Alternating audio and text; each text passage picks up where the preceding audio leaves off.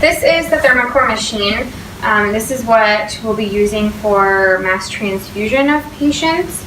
It takes a little bit of time to set up, so if you're mass transfusing somebody, it's super important to make sure that you go ahead and get your blood started on pressure bags until this is ready to go. We don't want to wait for this. So we have it plugged in. It can run on battery for a bit of time, but it will not heat your products, your blood products, when it's on battery. But like I said, it will run, so ideally you'll keep it plugged in while you're running.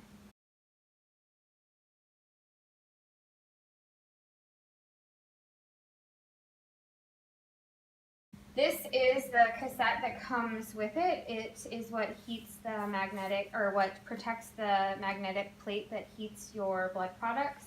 So we want to take this off first. So this piece opens, and then you'll see up here on top, it shows you when it's locked.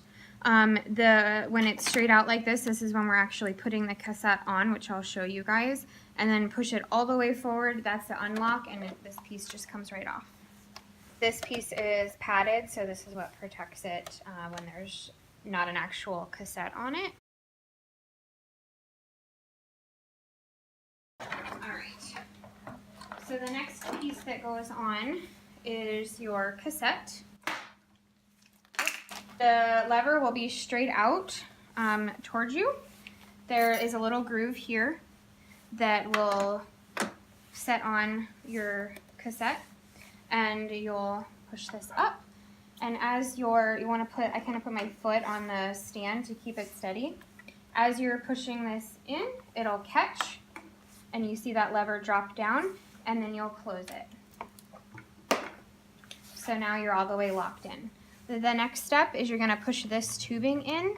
You want to make sure that you get it really good and in the middle, because you see there's a little groove here. If you have it too far over or too far towards you, then it's going to kink your tubing and you're going to have a blockage, and it's not going to infuse appropriately. So make sure it's pushed in nice and smooth, no kinks, and then you will push that closed.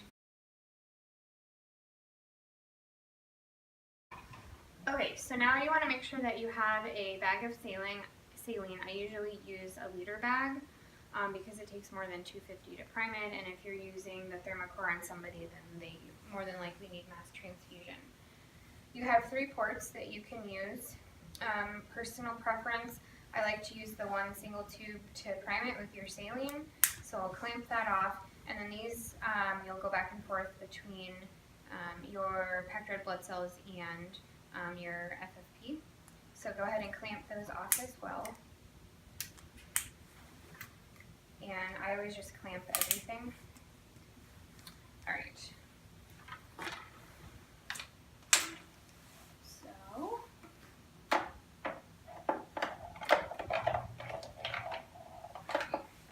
okay.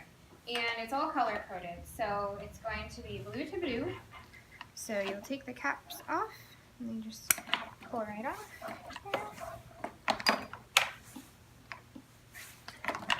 And it just clicks right in. So here I click. And then yellow to yellow, so this piece comes off, as well as this piece. And that twists together. Okay. There we go.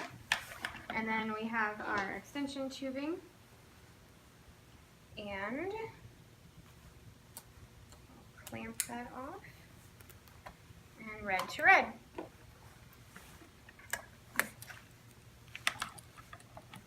And that clicks in. And now we'll be ready to prime. So now we'll go ahead and turn it on. Alright, so now we're going to work on priming it, so we can go ahead and open everything up except for these two, obviously. Open that up.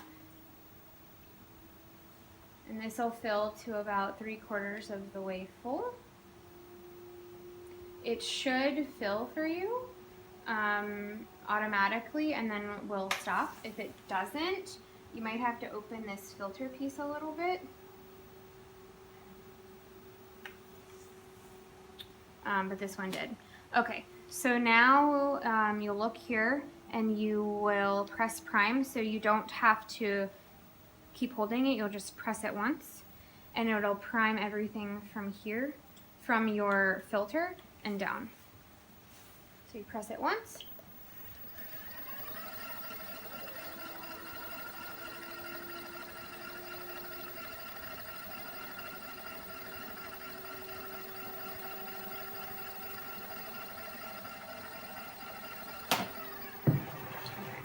It doesn't always fill everything, so if you want to prime again, because as you can see it didn't fill our tubing all the way to the end, and I'm going to take this cap off and I'll show you guys.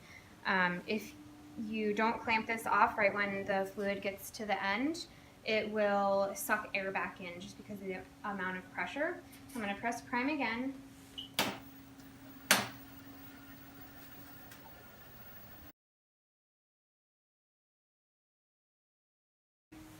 So now we are finally primed, and as you saw, sometimes it has a little trouble priming, so we just want to make sure that we have enough fluid still up there, because sometimes you'll get blood that gets clotted in the tubing, so you do have to flush it a little bit.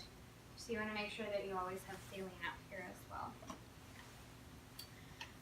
So you can set this machine to infuse pretty quickly, but it will only go as fast as your IV will allow it. So ideally you'll have an 18 gauge or bigger without the tubing on the end and without a cap. So you'll actually hook your line directly into the hub of the catheter. And then you'll set it to rapid. So rapid is 500 mLs per minute. And you can increase that if you want. You can just keep going up. I think it'll go all the way up to 1,000.